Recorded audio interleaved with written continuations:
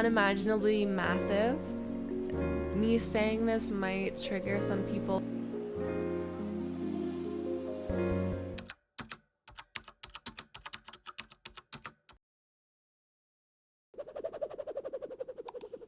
Hello and welcome to this YouTube page. My name is Grace. I'm so thankful that you're here with me today.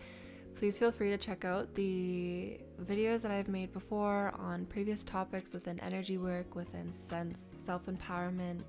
These are the topics that I like to work with mostly. Today we are focusing on energy work. This is the second episode of this series, and I'm really amped up about what this series is going to be. The response that I received from the first video was so overwhelming in terms of what I've done on the past in this channel, so I'm really grateful that there is the desire to learn this stuff. I feel inspired. I feel excited to move forward with what I can share for free on this channel for those of you who are ready to receive, to listen, to hear. And again, everything that I share, I ask that you take it in a way that serves you best. I ask that you allow it to meld into your practice if it serves you. If it does not resonate with you, allow it to be left behind. Allow yourself to absorb what you believe is correct for you. We're all experiencing different realities. We're all experiencing different levels and desires of experience in this lifetime. So if something is making you feel lit up, pull that in. If something is making you feel unwell, you don't have to take that right now. You don't have to absorb it or feel like it's meant for you at this time. Allow this to be perfectly what you need at this time. Allow this time and space to be cultivated for you. This is what I hope that you can take from this. As well, please like this video. It really supports my channel. Please subscribe if you feel called to. Join me on this journey of healing and remembrance. And let's get into episode number 2. Okay, so the rundown of what I am gonna talk about in this episode is meditation versus energy work, sensing self, sensing beyond self, sensing numerous aspects of self beyond self. Are there aspects of self that don't actually feel like you? What to do about that? Example in meditation, how to be with self, connecting to unity consciousness as self, coming into healing practices with unconditional love. Mind is not self, emotions are not self. So this whole episode is on self. What is self, and are we accurately depicting what we believe is self versus what is actually self? And I'm not here to tell you what that is. I'm here to dive into what I have learned for myself, that is, and I'm here to open up remembrances and codexes of what might light that up in you, what might help you receive what self is to you. So the first one, meditation versus energy work. Both of these are awesome. They are epic. They are so profound in cultivating sense of self, cultivating awareness of this body, of what we want to be, of what we want to embody, of where we're going, of where we've been. The second one I said, energy work, is different from meditation in that energy work is work. Meditation is very yin. It's very relaxed. It's very internal and soft and regenerative, and it's like recharging. And that's why they actually are both so important, and I highly recommend that you do both, because doing one without the other isn't really going to give you this wide scope of rejuvenation and vitality and embodiment, in my opinion. Doing just meditation isn't going to catalyze your experience as fully and as deeply and as quickly as shadow work being integrated into that might, as inner child work being integrated into that might, as doing energy work will do for you. And that's what this series is about. We're learning about energy work. We're learning how to work with the body.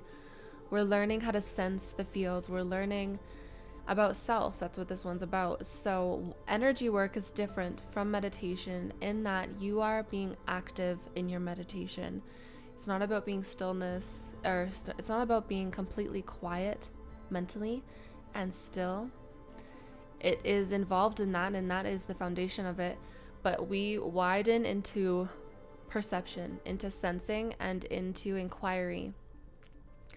And we start diving into and unwinding all of these things that have made us into somebody that is unhealthy or traumatized or feeling a sense of lack. That's why we end up needing to do this healing work, is because we lose sense of self. So when we go into energy work, we are becoming aware again of self. And that requires work. That requires, sometimes you are, some examples of what energy work can be is quantum timeline healing, inner child repair, working with your multidimensional aspects of self, working with the earth, the grids, working with energy in general. But it is a sense of work because you are being active in your approach. You are kind of expending energy in order to receive. So I just wanted to bring that up and kind of weave that into this conversation because it's important. Sometimes people don't know what the difference really is between the two.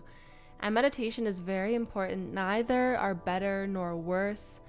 They are equally as powerful when you use them to their greatest capabilities, when you use them to their fullest. In this series, of course, we're talking about energy work, so that's why I'm kind of like biased towards energy work, because it's what I've more so been practicing in.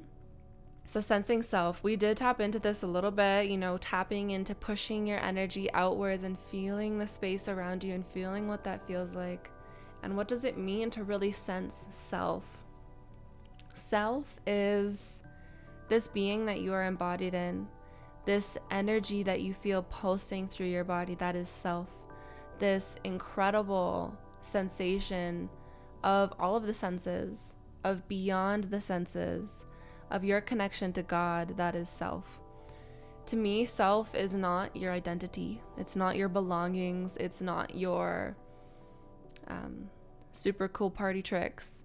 Self is this body, this being, this energy, and this sensing of self. So I do recommend that you kind of like watch these in tandem and like 1 to 2 to 3 to 4 if you can. How many am I gonna have in this series? Hopefully 50 or more. I feel like there's so much I can teach or hold space for expanding within. So yeah, watch the first one before this one if you can, to really realize and open up into sensing self, sensing your energy beyond this body. And then we start sensing beyond self. So there is self, and then there's more beyond self, and there are selves beyond self. And maybe that is like something that we don't fully understand. What I mean by that is that there are multidimensional aspects of self. Many multidimensional aspects of self. However many dimensions you believe that there are that many levels of self. Emotional self, there is an emotional self, there is a mental self, there is a past self, and there is a future self, and there is a present self. So there are like an amazing amount of selves. And then we'll tap into this a little bit later, but if we start connecting into unity consciousness, that is also self. So the amount of selves that we have, the amount of energy that we have that we can kind of reflect upon or bounce off of or interweave our knowledge and remembrance through is literally unimaginably massive. And when we start sensing beyond this self, we realize how capable we are, how massive we are, how gigantic we are in this energy work and this becoming with this planet, with this collective humanity. Because this is like the second episode, I'm not going to tap into, how do we connect with our multidimensional selves? How do we connect specifically with the mental aspect of self, the emotional aspect of self, the astral aspect of self, the 12th dimensional, the Rishik? There are so many layers of self that we can tap into. And I really want to focus in on just feeling this self first, because this is foundational. And sometimes you see practitioners or people tapping into these higher levels before they even know this self. Before they even have an idea of who this is, they start tapping into beings or higher dimensional selves. And that's how we kind of lose touch with this reality, with being grounded in our actions on earth at this time. So I really want to drive that home, that this video is about you connecting to self. So really feeling yourself. Like, you can close your eyes right now, feel your body. Feel your heart, feel your eyes, feel your pineal. If you can, feel your heart, your lungs, your stomach. And after you feel self, the body, start to feel this consciousness that is sensing all of this.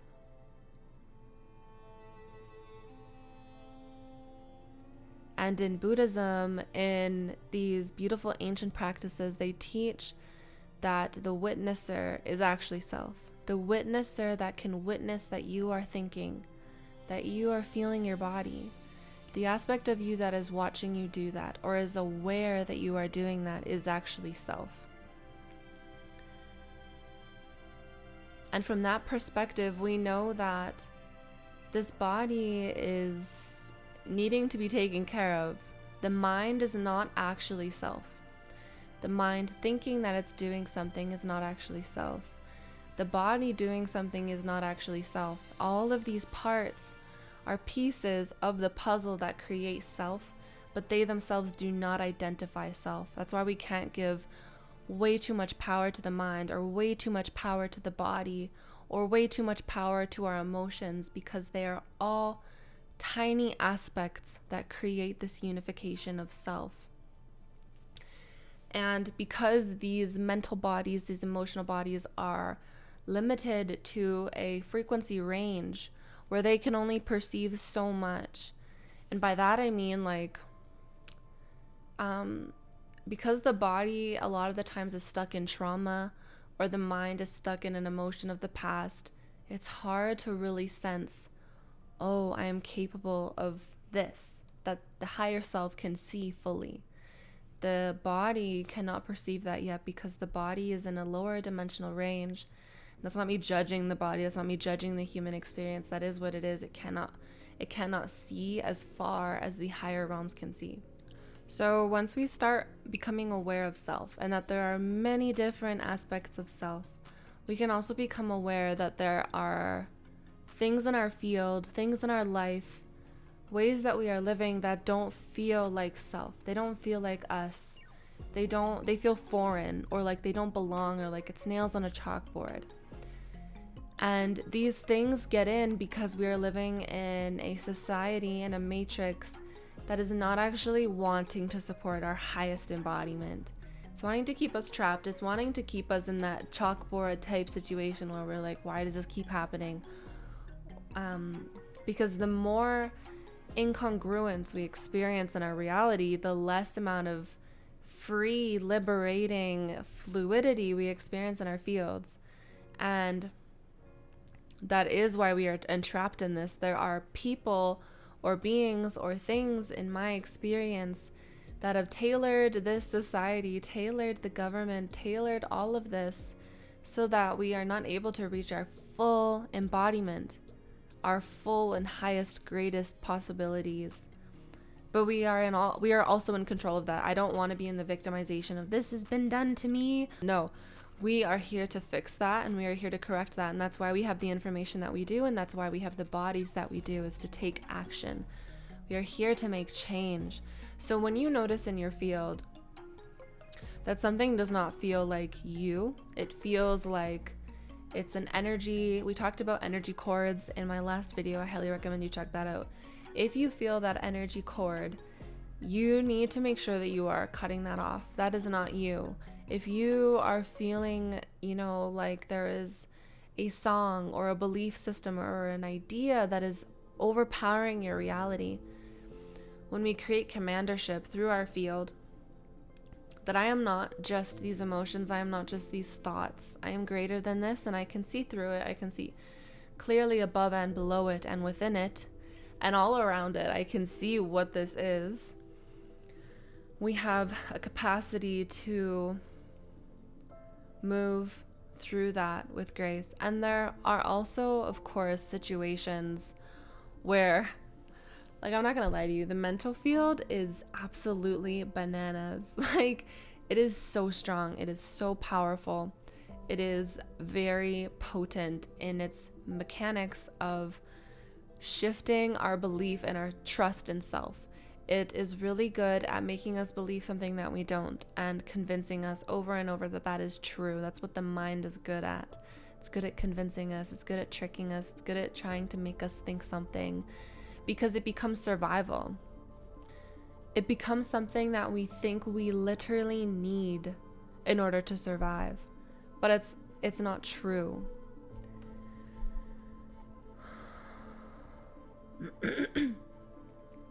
So it's not as easy as just saying, oh, one and done, like I'll just get over it, or I'll just stop thinking about it. We need to dive into that feeling. We need to dive into that pain, that emotional distress. Even if it doesn't define self, it's still in our field, it's still in our bodies, and we need to become aware of, why is that interacting with me? Where is this wounding coming from? Why is this in my field? Is it quantum? Is it a past life? Is it from my family? Is it from my lineage? Is it from my environment? Is it from trauma from this lifetime? Is it from when I was younger? And when we start tapping into like, where is that from? We empower and liberate ourselves, because we are taking commandership and ownership for every single thing that happens in our reality. Nothing happens without it moving. It's like, if you think about your field and you think about how many layers, right? The only way that it can enter our space is because we are unaware of our fields. And this is not me saying we need to do better or we need to like get on that right away. I think that this is a slow embodiment of remembering that everything that accesses our field in some ways is because we have allowed it. I'm not saying that we have consented to abuse or trauma, or that we have said, yes, I would love that, thank you so much. But that when we have trauma and we don't deal with it, that creates a hole in our field, whether that's from a past life, whether that's from our lineage line. We have to empower ourselves enough to know that we are the only people that can fully liberate ourselves. And that comes from full recognition that we have to be attuned to the whole field. We have to be attuned to the energy in our space, the whole circumference of this field that I embody, because your field is entirely you. It's entirely self. You are not just this body. You are not just this mind. You are not just this heart. You are not just this womb. You are an aspect as far as you can push yourself out. If you feel connected to the mountains, that can also be an aspect of you. That's why people do grid work. That's why people pray to the mountains, because they feel connected to it and they know that the healing of that mountain is going to connect to the healing of themselves.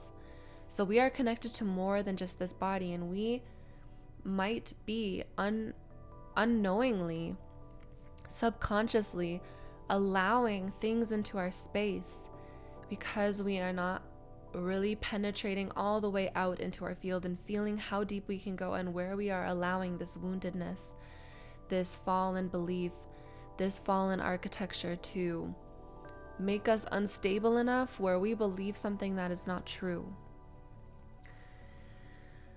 Whew, that was a lot. But the reason I say that, and I know that's intense, I know that me saying this might trigger some people or it might make them feel unwell, but this is actually your liberation, because when you know that everything needs your permission to enter, then you are completely sovereign. You are unfuckwithable.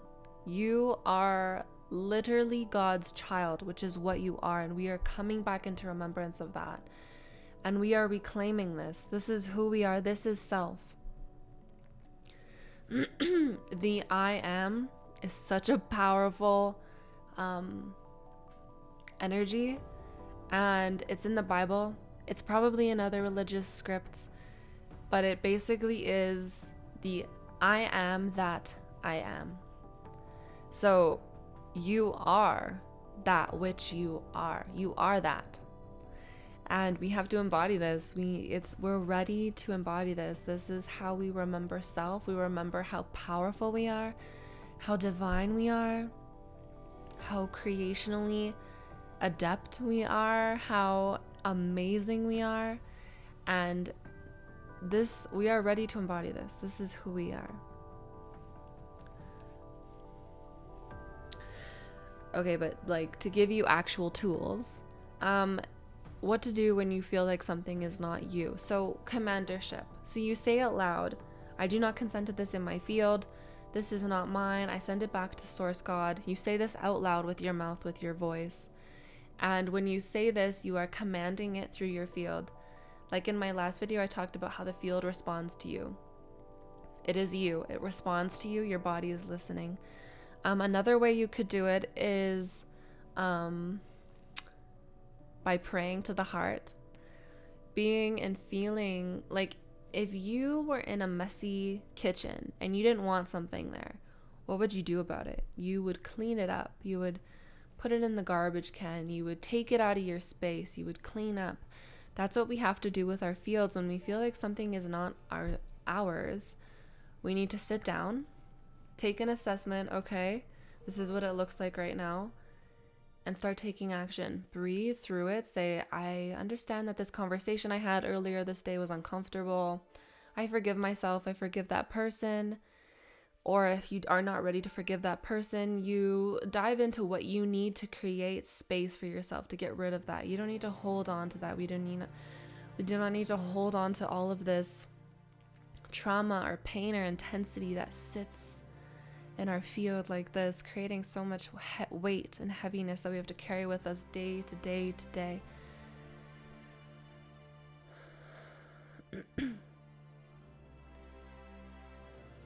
Another thing we could do is go into nature. Mama Yaya wants to hold so much space for us.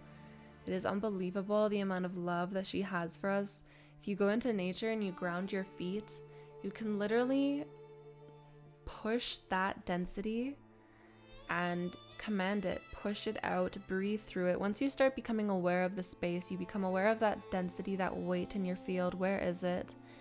You can literally, using your breath, push it down and out and feel it exiting the body. It's like when you're moving, like magnets. Have you ever like put a magnet on one side of a table and the other on the other side, and you kind of just move it around, or you move one and you see it follow? Using your intention and your awareness, you pull that density. If it's up here, you pull it down with you all the way into the earth, or you just pull it out of your body. But pulling it out of your body might not be enough to actually remove it from your field. So make sure that when you're pulling it out, not even just below your feet, make sure that you feel that it's completely left your field. Depending on the person, the field can be 1 meter all the way up to like 100 meters, 200, like it's literally like as far out as you want it to go, your field. Most of the times people, when we're in tense situations, we pull our field up tight because we want to create security. But if you're like really relaxed and really connected to something around you, you might be pushing your field out really far, which is also why you might be feeling fatigued, or like stuff in your field is not you, because you might be connecting to other people, or some energy that you were unaware of is all the way over there. So yeah, you can pull your field in, but you can also push it down and out. So like using the magnet, you push it down and out. You push it down all the way until it's out of your field, until you stop feeling it, until you literally feel completely clean and clear from that specific energy, location, and point. You pull it all the way out. And then as well, yeah, that's a good point, is that you can pull your field in, like probably to about here. You want to make sure that you have some space around you. Pull it in so it's nice and comfortable, but that you're tight, you're checked. You know what's yours. So an example in meditation, how to be with self, is you become quiet.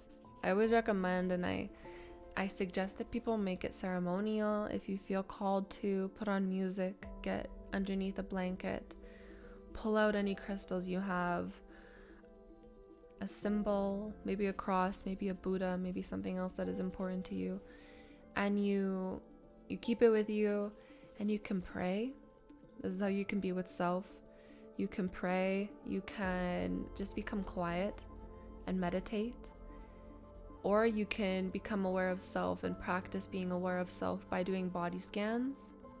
So you start from the top of the head and you scan your forehead, your eyes, your nose, your mouth, all the way down to the bottom of your feet. And if there's any energies in there that feel a little sticky, you breathe through them and you release them. This process, depending on how specific you want to be, could last hours.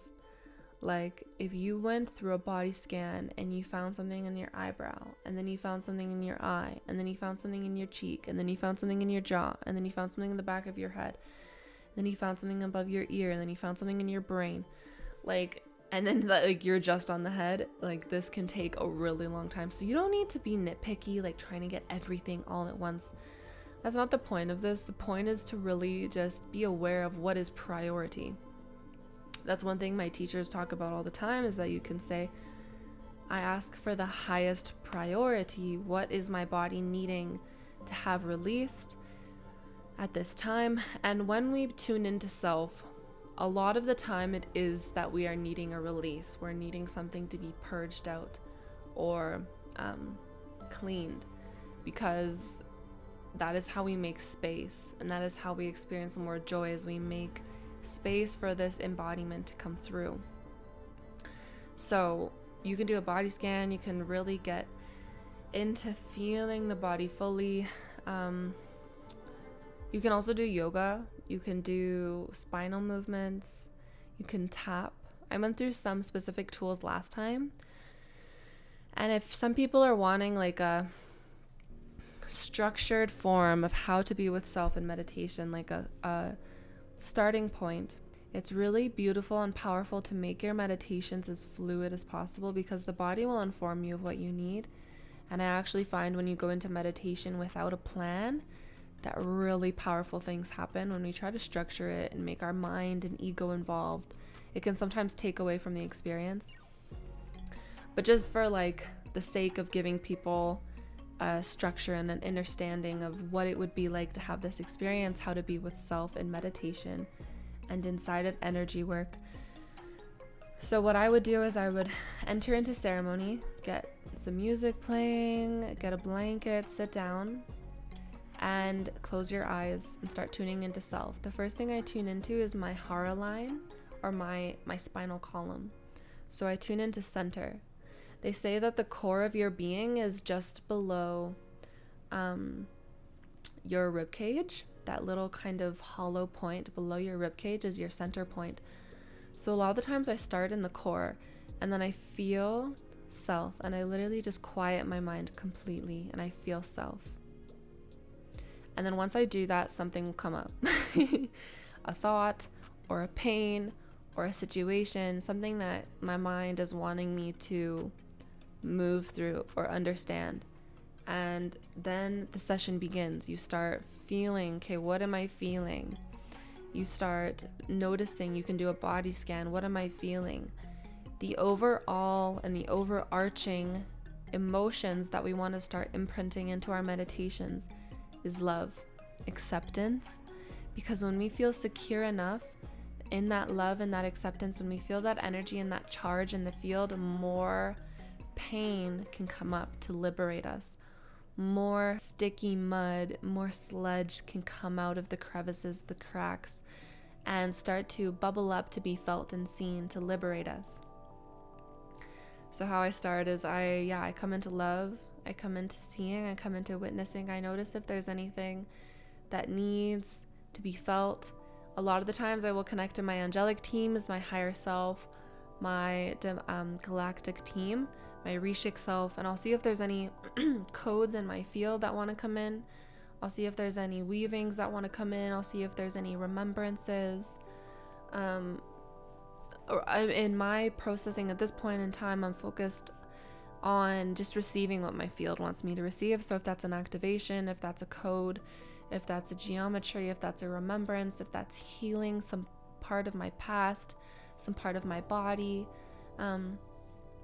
Energy work is so much fun because it's literally a playground of infinite perceivings, infinite possibilities. What do you need to see? What do you need to feel? What are you ready to embody? What are you ready to let go? What are you ready to expand into?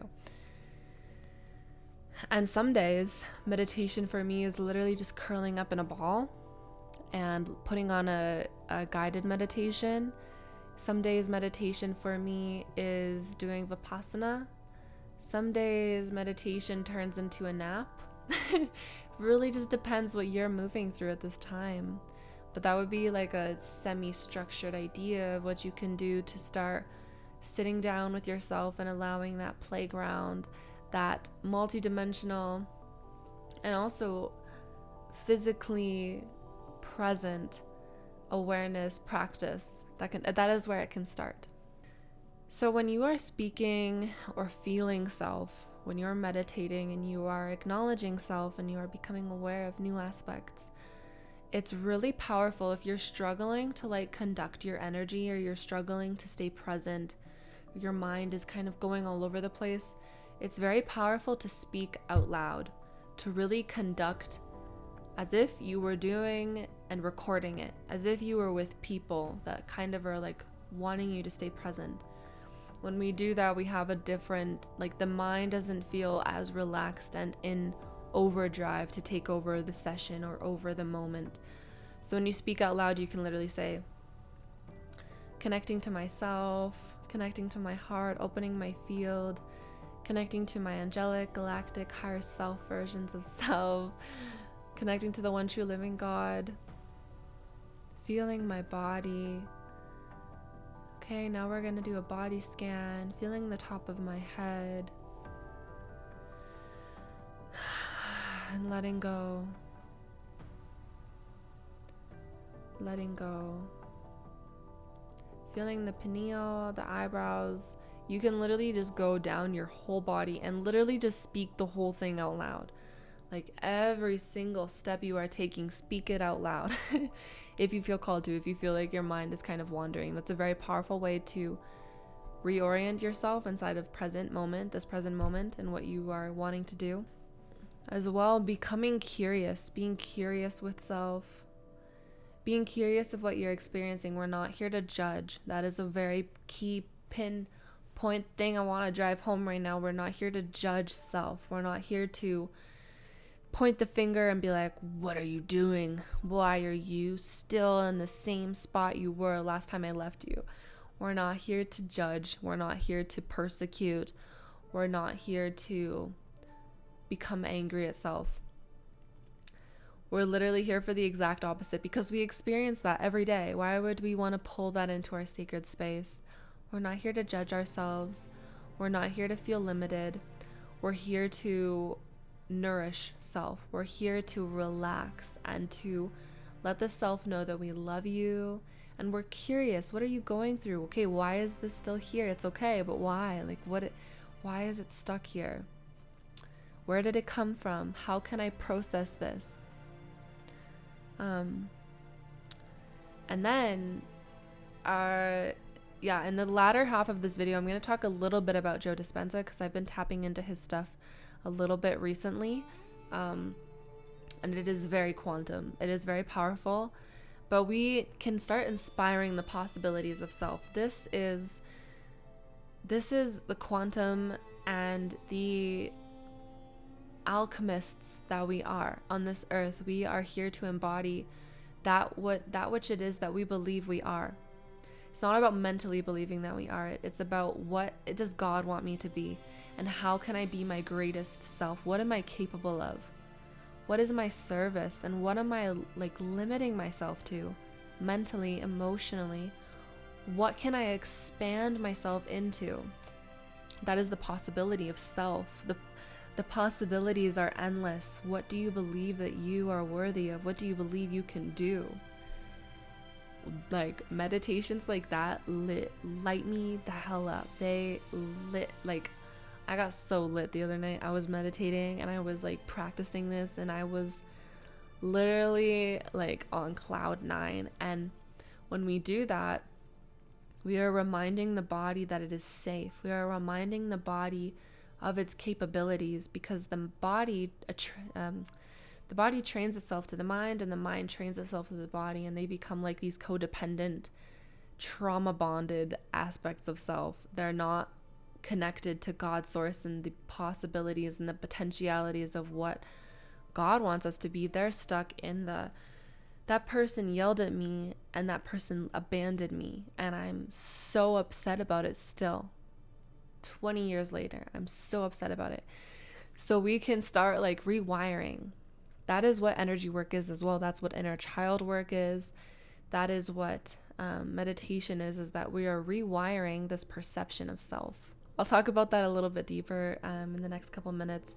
But the next few topics that we're going to dive into are selves beyond self. So there are selves beyond self. And I just want to break this down a little bit because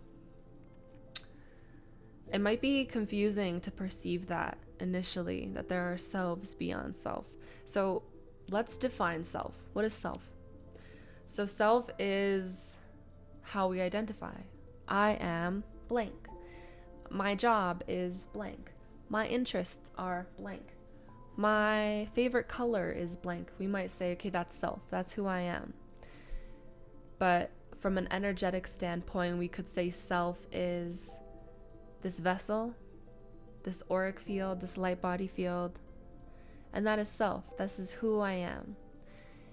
Now, if we tap into selves beyond self, who is that? Selves beyond self is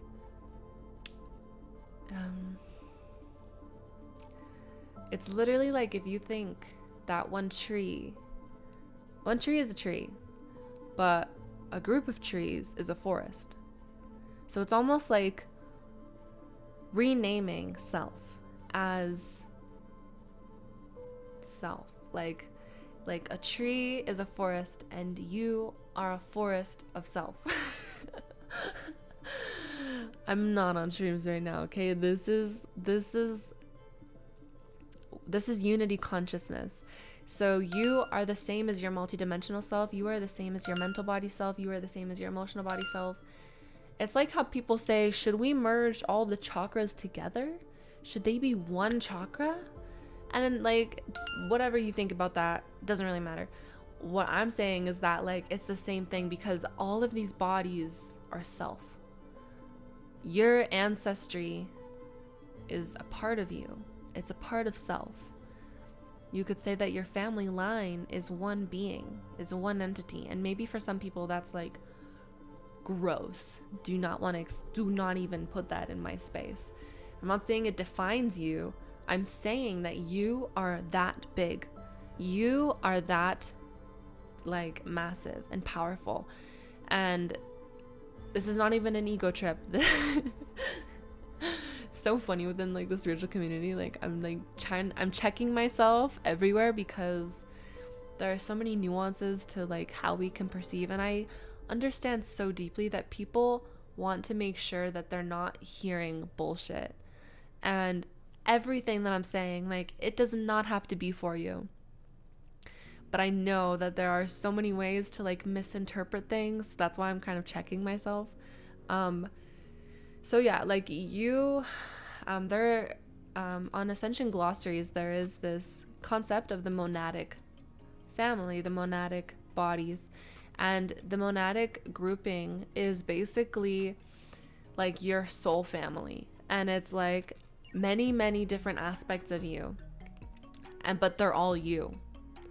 Like, and there's also the idea that you can have numerous, one body can have like, people can experience it at the same lifetime, like during the same lifetime, because timelines and the quantum multidimensional bodies of self are way more fluid, and they're not very linear, and they're just kind of weirdly weaved into some kind of truth of being. So you really just have to like open your mind to imagine that you are more than just this. You could also be connected to a tree. You could also be connected to a piece of land. You could also be very deeply connected, literally, telepathically, to a location, to a timeline, to a multidimensional version of yourself, to a future version of self, to a family member from the past, to a whale in the ocean, to soil. Like, our ability to be connected is limitless because we are in unity consciousness. That is the source, Godhead is like everything. And because we are a part of that, we are a drop in the ocean, we have the potentiality to feel that connection because we are a part of it. That is who we are. That's what we're made of. So are there selves beyond self? I say yes. There are many selves beyond self. We don't need to get trippy with it because it can very quickly turn into like this mirage of I am everything and I'm also nothing, and then it becomes an existential crisis. I'm not here to pull you into an existential crisis. I'm here to open your eyes into who you could be and who you are and how limitless you are and how beautiful you are. So you can identify with unity consciousness as self. That is a part of self. That is a very beautiful intrinsic aspect of who you are as unity consciousness. And connecting to the energy of unity consciousness is literally like connecting to the most joyful, blissful experience ever. When you were a kid, if you ever had like a really good day like Christmas, and it was like you were just so overjoyed.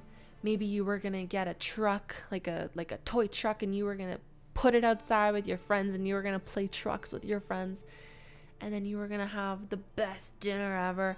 And like the kid, that is so much fun. Like it's just like unbelievable, surmountable amounts of joy. And the grandparents come over, and like, you know, like even if you didn't experience that, like, you know, the energy I'm talking about, where it's just like you're lit up.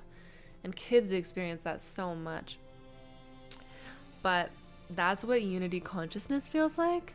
And so when we tap into that energy, it's so healing. And it is us. Because again, like I said, we are a drop in the ocean of like existence. So last bit, Joe Dispenza talks about how the mind is not self, emotions are not self. So I found this really empowering. I've been learning about this the last few weeks, is that mind is not self. What does that mean? It means that when your mind brings up a thought defining you, like, I'm stupid, or I wish I was better at this, or they're so much better at this, or why can't I do this right? Why can't I get that job? I never have money. It's always been the same thing. I'll never get better. Like these and the mind. Joe Dispenza was saying that we literally have a ton, like something ridiculous, like 100,000 thoughts a day. And 95% of them are the same as yesterday.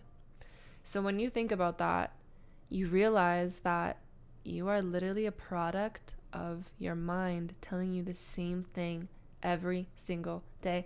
And that's why we start to think that we are this thing. We start to believe, well, every single day I'm told the same thing. We're literally brainwashing ourselves. And so that's why it's important to like watch the mind, watch what the mind is telling you. But the mind is not self, and the mind limits us to this personalized, fallen, wounded aspect of self that we might think we are, but it's not actually us. The emotions are also not self. The emotions are this aspect that we have connected to based on what we've been through in the past. So we had an experience, emotions came up, we defined ourselves by those emotions, and we took them forward with us. We decided that that's who I am, and that's who I'll always be, because this hurts so bad that this is what I'm going to be defined by. And I've experienced this big time with anxiety, depression. I decided I am depressed. That's who I am. This is what defines me. I cannot leave the house because this is who I am. But what if we could experience that just because we realized that these emotions were running our lives based on what we've been through in the past, and based on the fact that we defined ourselves by that belief. I give all credit to like that last bit to Joe Dispenza 100%, and like this whole video to God, of course. But yeah, I just wanted to share that because that made a lot of sense to me, and I've really been interested and intrigued with this idea of not being defined by this limited self, this personality that thinks that I need to be shy, that I can't talk on the internet, that I can't be loved by people, by family members, that I can't have a healthy relationship. These personalities and emotions from the past that I'm carrying forward with me, when is it time for me to let them go? And I was just inspired because what Joe talks about, he says it's like now, right now is the time, and it's gonna fucking suck because your body is so entrained into that belief, into that idea, that you literally have no other concept of self. This is who I am. How can I not be guilty? But it's time to let go. It's time to be embodied and to remember what self truly is. Who am I? Who am I, and who do I want to be, and what am I going to let myself be limited by? What am I no longer going to let myself be limited by? So that's pretty much all I wanted to talk about in this video. Yeah, so that is the second episode of this series. As always, please make sure that you let me know if you have any like desired concepts that you would like to dive into with me, or if you have any discussions that you want to have any with me in the comments, if you have any like polarizing thoughts about this, you want to have a conversation about something that you believe I'm not speaking correctly about, please inform me. I'm always open to receiving information from other people, to reminding myself of who I am, of what is true, because I believe truth is very important. And again, thank you so much for watching. If you liked this video, please give it a thumbs up. Please subscribe to the channel. Please comment below if you watched to the end. And I thank you so much for being with me. And yeah, I wish you so much love.